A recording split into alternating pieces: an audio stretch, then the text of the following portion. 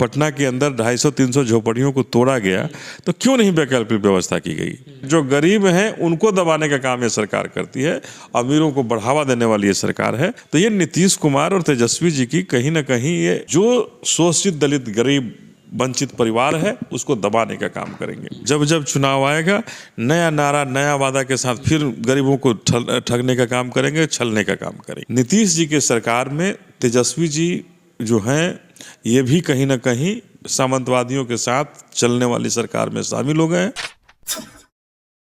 नमस्कार, आप देख रहे हैं द एक्टिविस्ट और मैं हूं आपके साथ अमन। इस वक्त हमारे साथ बातचीत करने के लिए जनतांत्रिक विकास पार्टी के राष्ट्रीय अध्यक्ष अनिल कुमार हैं। दलित पिछड़ों की बात करते हैं और आरक्षण हिस्सेदारी सम्मेलन पूरे बिहार में किए हैं, हर जिला में किए हैं और दलित पिछड़ों को जोड़ने का काम कर रहे हैं। लेकिन बिहार की राजधानी पटना में गर्दनीबाग में जिस तरह से सैकड़ों दलित और महादलित घर के परिवारों पे तेजस्वी और नीतीश कुमार का बुलडोजर चल गया। हम बुलडोजर इसलिए कर रहे हैं क्योंकि यूपी में योगी बाबा का बुलडोजर चलता है, तो बिहार में तेजस्वी और नीतीश की सरकार है, तो यहाँ ये दोनों का बुलडोजर चला है। सर, आप अति पिछड़ों और पिछड़ों की बात करते हैं, दलित महादलित की बात करते हैं, तो जिस तरह से बिहार की राजधानी पटना में बुलडोजर चला है और सैकड़ों दलित परिवार के घर ऐसे ही बिखर गए और रो रहे हैं, बोल रहे हैं क्या करें, हम लालू जी बसाए थे लेकिन उनका बेटे भी हमारा पे बुलडोजर चला दिया। इसको कैसे देखते हैं? देखिए, मैं इस घटना से मर्माहत हूँ और आश्चर्य लगता है कि बिना किसी वैकल्पिक व्यवस्था का, बिना किसी व्यवस्था का उनके घर को उजाड़ देना। क्या वो गरीब थे इसलिए उजाड़ दिया गया? क्या वो दलित थे इसलिए उजाड़ दिया गया?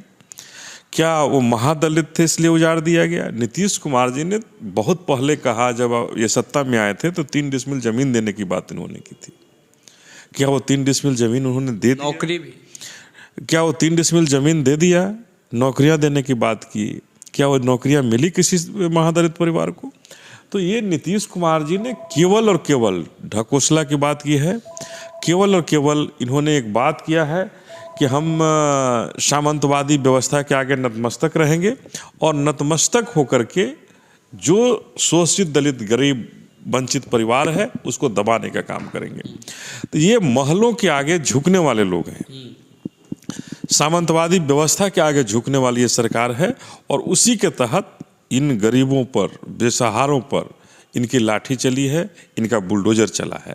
और मैं इस घटना का कड़े शब्दों में निंदा करता हूं कि ये बुलडोजर नहीं चलना चाहिए और इस तरह से शोषित दलित वंचितों को नहीं उजाड़ने की जरूरत होनी चाहिए। इस तरह से बक्सर चौसा में किसान आंदोलन कर रहे थे और बेरहमी से मारा गया, मतलब कह लें महिला हो या पुरुष हो या बुजुर्ग हो, सबको प्रशासन के द्वारा मारा गया, उसको आप कैसे देख रहे हैं?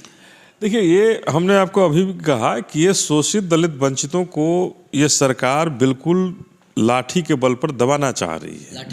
लाठी के बल पर दबाना चाह रही है, बुलडोजर के बल पर दबाना चाह रही है और ये सामंतवादी व्यवस्था के आगे घुटने टेकने वाली सरकार है। कार्रवाई और सुनवाई वाली सरकार है सर, आप बोलते हैं? नहीं, ये कार्रवाई नहीं, ये सामंतवादियों के आगे नतमस्तक है और शोषित दलित वंचितों पर कार्रवाई करने के लिए तत्पर रहती है सरकार। जो गरीब हैं उनको दबाने का काम ये सरकार करती है, अमीरों को बढ़ावा देने वाली ये सरकार है।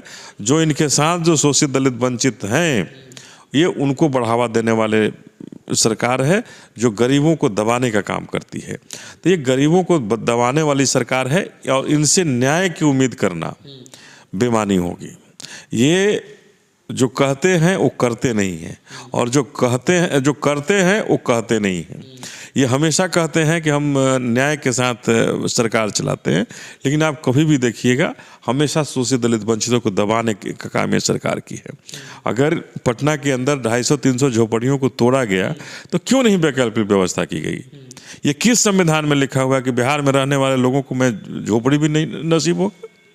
तो ये नीतीश कुमार और तेजस्वी जी की कहीं ना कहीं ये बदइंतजामी की व्यवस्था है और इनकी सामंतवादी व्यवस्था है, जिसके ये चाहते हैं कि हमारे इस व्यवस्था के आगे जो शोषित दलित वंचित हैं घुटने टेक दे, केवल हमें वोट देने का मशीन रहे, हमें केवल वोट डालें, हम इन्हें कोई सुख सुविधा नहीं देंगे।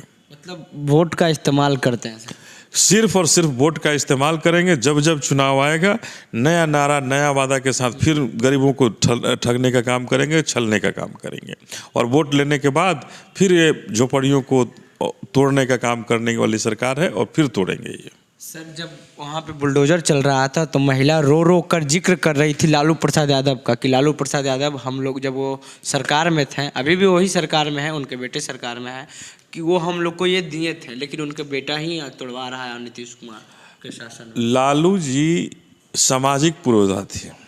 समाज में जो पीछे के जो तबके के जो लोग थे उनको सही मामले में बढ़ाना चाहते थे, लेकिन नीतीश जी के सरकार में तेजस्वी जी जो हैं ये भी कहीं ना कहीं सामंतवादियों के साथ चलने वाली सरकार में शामिल हो गए हैं, जहां शोषित, दलित, वंचित, जो पिछड़े, अति पिछड़े हैं, दलित हैं, महादलित हैं, उनको दबाने के लिए अग्रसर होने वाली सरकार में ये भी अपनी भूमिका अदा कर रहे हैं।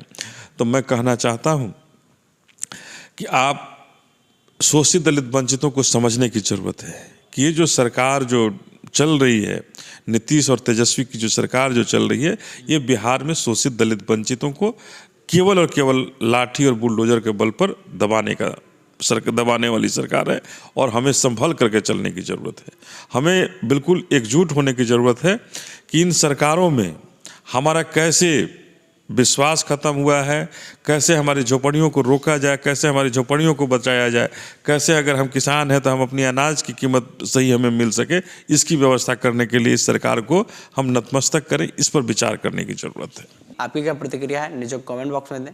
फेसबुक पे देख रहे हैं हमारे वीडियो शेयर करें, यूट्यूब पे देख रहे हैं हमारे चैनल को सब्सक्राइब कर लें। कैमरामैन राजकुमार के साथ मैं हूं अमन पटना।